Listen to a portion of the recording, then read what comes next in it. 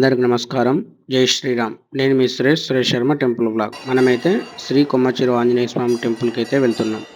ఈ కొమ్మచిరు ఆంజనేయ స్వామి యొక్క చరిత్ర, ఈ యొక్క ఆంజనేయ స్వామి యొక్క విశిష్టత గురించి మనం తెలుసుకుందాం. తప్పకుండా పూర్తిగా అయితే ఈ వీడియో అయితే చూడండి. అమావాస్య రోజు ఎందుకు ఇంతమంది భక్తులు అయితే వస్తున్నారు అనేది మీకు తెలుసుకుందాం. ఈ టెంపుల్కి చేరుకోవాలంటే కర్నూలు నుంచి కాలువబుగ్గ నేషనల్ 44 హైవే రోడ్డు నుంచి వెళ్ళాలి. కర్నూలు బస్టాండ్ నుంచి కాలువబుగ్గకి అయితే చాలా బస్సులు అయితే ఉంటాయి. తిరుపతి, ప్రొద్దుటూరు, కడప ఈ ప్రాంతానికి వెళ్ళే బస్సులు చాలా అయితే ఉంటవి.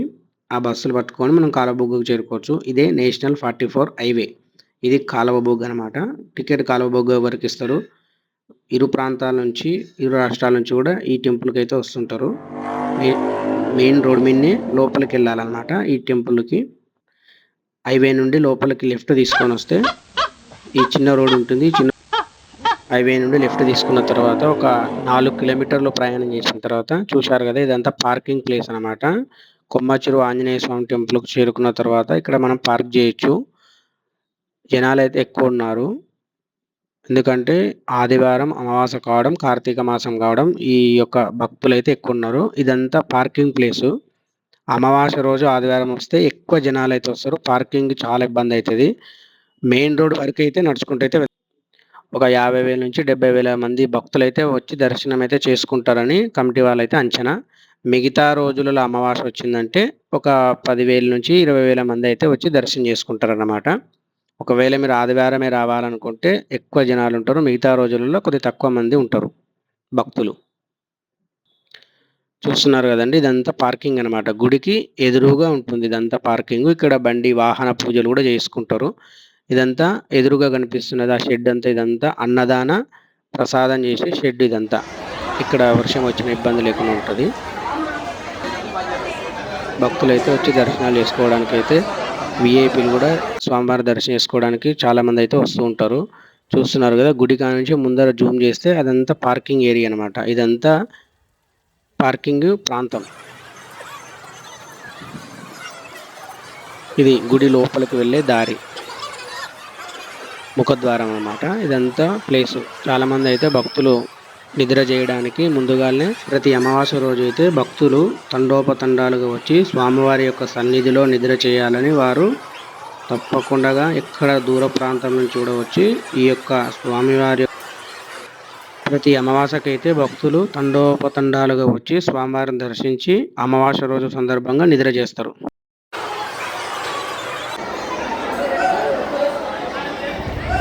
ఓం శ్రీ ఆంజనేయం ప్రసన్నాంజనేయం.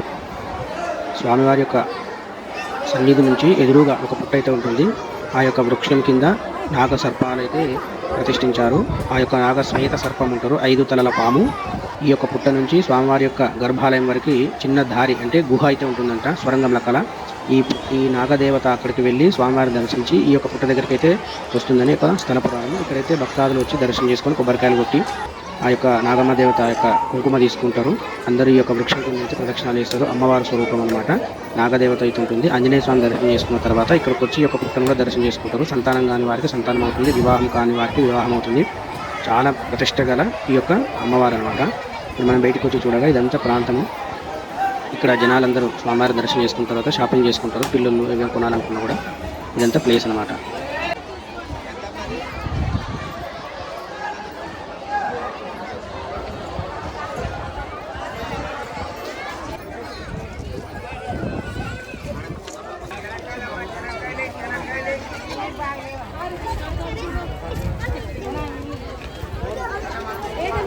ఈ దేవాలయం 500 సంవత్సరాల చరిత్ర గల ఆలయం. అప్పుడు ఈ యొక్క స్థలమంతా ఒక చెరువు ఉండేదంట. చెరువు కూడా కొమ్ము అంటే చెట్టాకారంలో కొమ్మాకారంలో ఉండేదంట ఈ యొక్క ప్రాంతం అంతా. అలా ఉండడం వలన ఈ ఆంజనేయ స్వామి ప్రతిష్ఠించడం వలన స్వయంభూగా స్వామివారు అయితే దర్శనమిస్తారు. దాన్ని కొమ్మ చెరువు ఆంజనేయ స్వామి అని అయితే పిలువబడుతూ ఉంటారు. ఈ ఆలయంలో ప్రతి సంవత్సరం శ్రీరామనవమి రోజునైతే అంగరంగ వైభవంగా అయితే శ్రీరాముల వారి యొక్క కళ్యాణం అయితే జరుగుతుంది. ఇక్కడ స్వామివారి యొక్క 5 అమావాస్యలను ఎదురుచేస్తే వారి యొక్క కోరికలు అయితే నెరవేరుతాయి. వారికి ఎటువంటి సమస్యలు ఉన్నా కూడా కానీ ఇక్కడ స్వామివారి దర్శించి నిద్ర చేయండి. తప్పకుండా అయితే నెరవేరిన వాళ్ళు చాలామంది భక్తులు అయితే ఉన్నారు. మీరే స్వయంగా వచ్చి తెలుసుకోండి. మీ బంధువులలో కానీ ఇంకా ఫ్రెండ్స్లలో భక్తులు వచ్చే వాళ్ళు వస్తున్నారు, పోయే వాళ్ళు పోతున్నారు. ఇది మధ్యాహ్నం వచ్చేసి 1:30 ఆ ప్రాంతంలో అనమాట. ఇంకా చూస్తున్నారు కదా క్యూ ఎట్లా ఉంది. అక్కడ నుంచి వస్తున్నారు అన్నమాట. ముగ్గ ప్రాంతం నుంచి ఇక్కడికి వస్తున్నారు అనమాట. పోలీసులు కూడా సెక్యూరిటీ అయితే వస్తారు. ఒక సెక్యూరిటీ బాగానే ఉంటున్నారు జనాలకి ఇబ్బంది లేకుండా. ఇదంతా పార్కింగ్ ప్లేసే. ఇంకా భక్తులు తాకిడి ఇంకా వస్తున్నారు అనమాట. సాయంత్రం ఎక్కువ ఉంటారు. ఈ గుడి వచ్చేసి మనకు ఉదయం నుంచి మధ్యాహ్నం 2 గంటల వరకు ఉంటుంది. తర్వాత 2 నుంచి 4 గంటల వరకు అయితే టెంపుల్ క్లోజ్ అవుతుంది. మళ్ళీ 4 నుంచి రాత్రి 2 గంటల వరకు అయితే టెంపుల్ ఆలయం తెరిచి ఉంటుంది.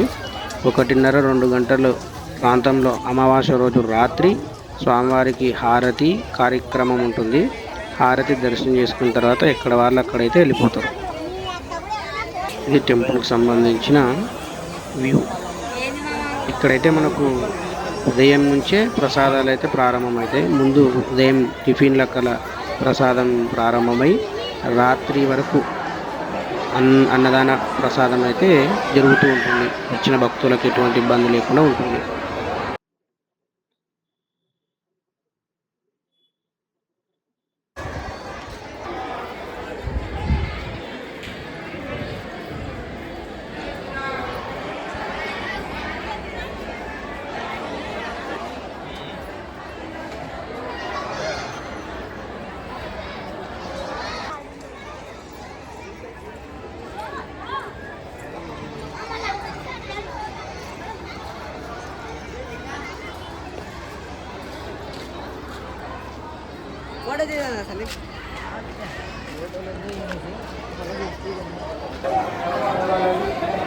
చూస్తున్నారు కదండి, షెడ్ కింద అన్న ప్రసాదం అయితే జరుగుతుంది.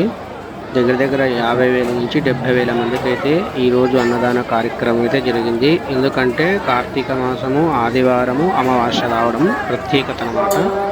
కావున భక్తాదులు ఎక్కువ సంఖ్యలో వచ్చి స్వామివారిని దర్శించి అన్న ప్రసాదం అయితే స్వీకరించారు భక్తాదులు. ఇక్కడ కోరిన కోరికలు నెరవేరుతాయి కాబట్టి తప్పకుండా స్వామివారిని దర్శించి అన్నప్రసాదాన్ని స్వీకరించి అందరైతే చేరుకుంటారు.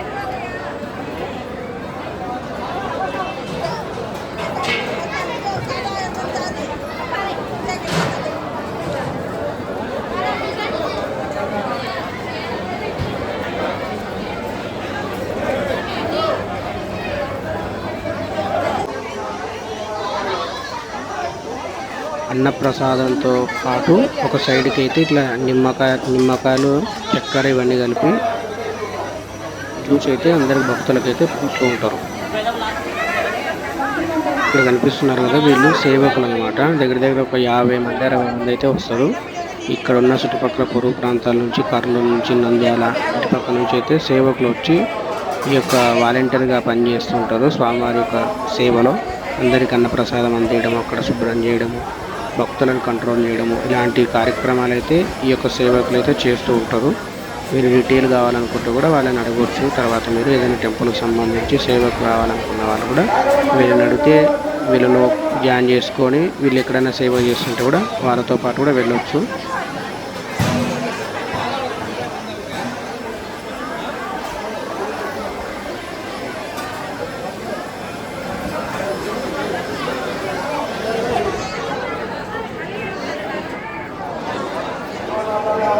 ఇక్కడ ప్రత్యేకత ఏంటంటే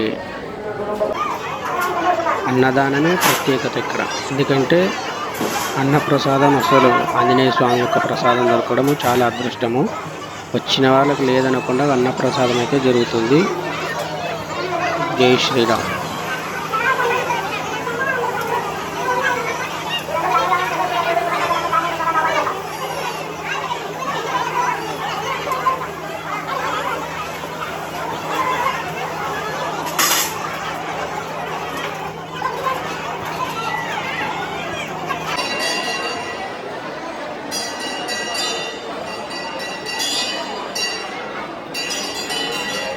చూస్తున్నారు కదండి, ఇది రాత్రి సమయం.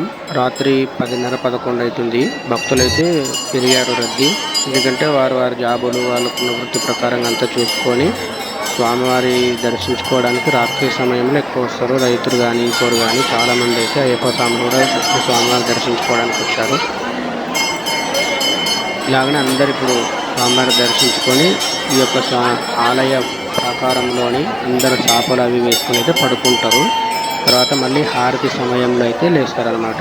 అందరూ మిగతా వాళ్ళు ఏం చేస్తారంటే కొంతమంది మొక్కుకుని ఉంటారు కదా, ఆకు పూజలు అవన్నీ ఆకులన్నీ తయారు చేసి ఒకటి ఫ్రేమ్ ఉంటుంది, ఆ ఫ్రేమ్లో ఆకులన్నీ పెట్టి స్వామివారికి తాకిస్తారు. వాళ్ళు ఇచ్చిన ప్రసాదం కూడా స్వామివారికి చూపించి భక్తులు తీసుకెళ్తారనమాట.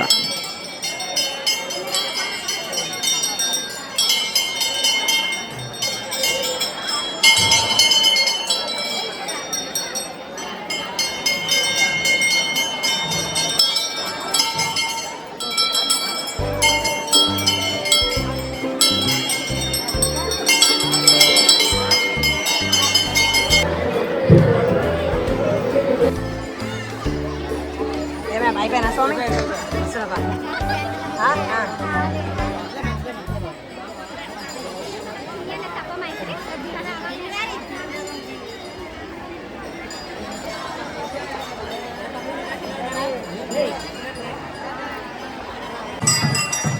రామ్మోహన్ శర్మ అనే భక్తునికి ఆంజనేయ స్వామి కలలో వచ్చి ఇక్కడ నేను స్వయముగా ఉన్నానని చెప్పి అప్పుడు ఆ యొక్క రామ్మోహన్ శర్మ ఆ యొక్క స్వామివారికి ప్రతిరోజు పూజా కార్యక్రమాలు చేస్తూ భక్తులను రప్పిస్తూ ఆ యొక్క స్వామివారిని దర్శిస్తూ అర్చన కార్యక్రమాలు అయితే చేస్తూ ఉన్నారనమాట.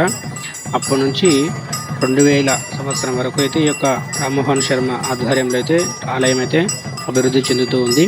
ఆయన 2000 సంవత్సరంలో శివైక్యం చెందారు. తదనంతరం అక్కడి నుంచి ఆలయ కమిటీ వాళ్ళు కానీ అక్కడ ఉన్న అర్చకులు కానీ ఆ యొక్క దేవాలయాన్ని అయితే అభివృద్ధి చేస్తూ భక్తులకైతే స్వామివారి దర్శనార్థమై సౌకర్యార్థమై అయితే చేస్తున్నారు. ఇక్కడ వీళ్ళు గురుముఖంగా పూజ చేస్తున్నారు. ఆయననే రామ్మోహన్ శర్మ విగ్రహం అయితే పెట్టారన్నమాట ఆలయంలో.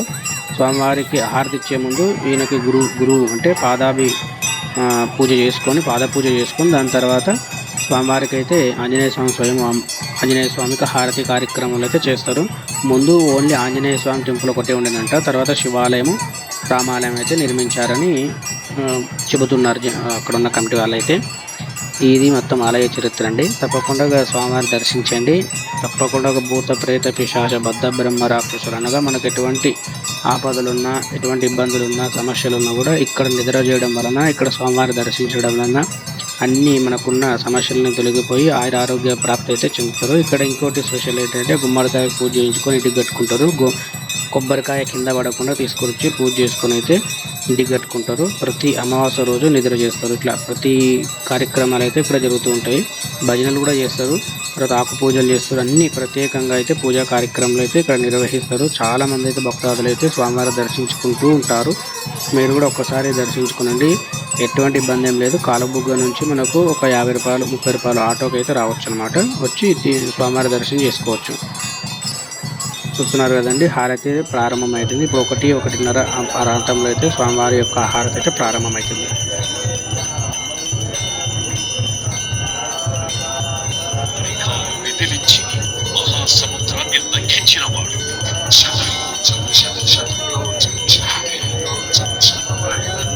రాక్షస సైన్యాన్ని మట్టుబెట్టి రావణుడి సింహాసనాన్ని కంపించినవాడు.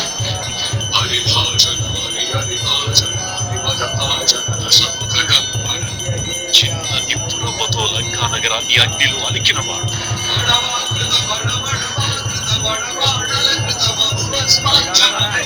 వేదాలు నీడయ్యాడు.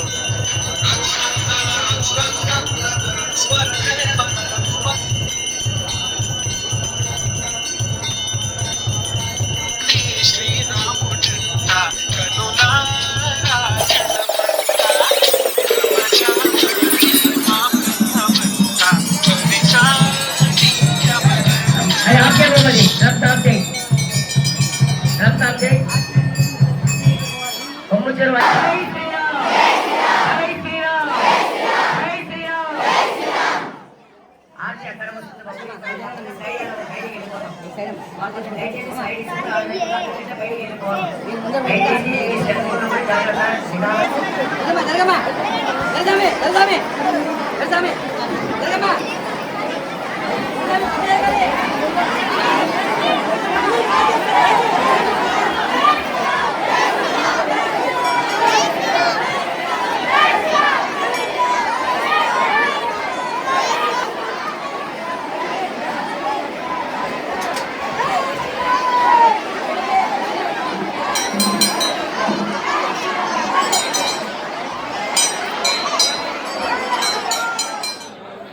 స్వామివారి యొక్క ముఖం వచ్చేసి పడమర ముఖం ద్వారా అయితే స్వామి భక్తులకు దర్శనమిస్తూ ఉంటారు. హారతి కార్యక్రమం మొత్తం అయితే పూర్తి అయిపోయింది. అందరూ దర్శనం చేసుకున్నారు. హారతిని స్వామివారు కూడా దర్శనం చేశారు. గుడి మూస్తున్నారు అనమాట అర్చకులు. ఇంకా మళ్ళీ మరుసటి రోజు ఉదయం అయితే టెంపుల్ తెరుస్తారు. అప్పుడు అందరూ దర్శనం చేసుకోవచ్చు. జై శ్రీరామ్. అందరూ దర్శనం చేసుకొని అందరైతే భక్తులు వెళ్తున్నారు. వెళ్ళే సమయంలో నెక్స్ట్ వచ్చే సంవత్సరం అంటే 2025 సంవత్సరానికి ఎప్పుడెప్పుడు అమావాస్య వస్తుంది, ఎప్పుడెప్పుడు పౌర్ణమి వస్తుందని అయితే ఆ విజిటింగ్ కార్డ్స్ ఉంటాయి కదా, దాన్ని బట్టి అందరు జనాలు తీసుకొని దాన్ని బట్టి అమావాస్య ఎప్పుడు పౌర్ణమి ఎప్పుడు చూసుకొని వస్తుంటారు అనమాట. ఇక్కడ అమావాస్య పౌర్ణమి ప్రత్యేకత ఎక్కువ, అంటే అమావాస్య రోజు ఆదివారం వస్తే ఇంకా ఎక్కువ ప్రత్యేకత ఉంటుందన్నమాట.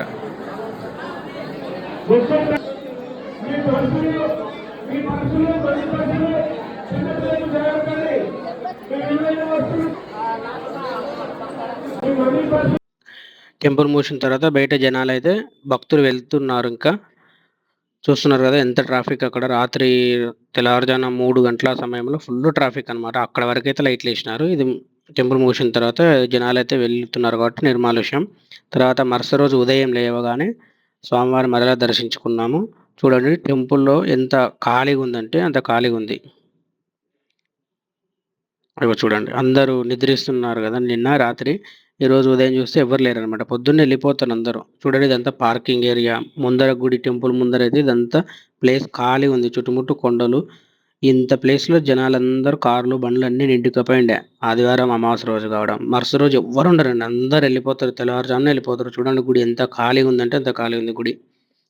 తప్పకుండా అయితే మిగతా రోజులలో అమావాస్య కాకుండా అయితే దర్శనం చేసుకోండి, బాగుంటుంది. అమావాస్య రోజే కావాలనుకుంటే అది మీ మొక్కుబడిని బట్టి దర్శనం చేసుకోవచ్చు. మిగతా రోజుల్లో ఎట్లాంటి ఖాళీ ఉందన్నమాట.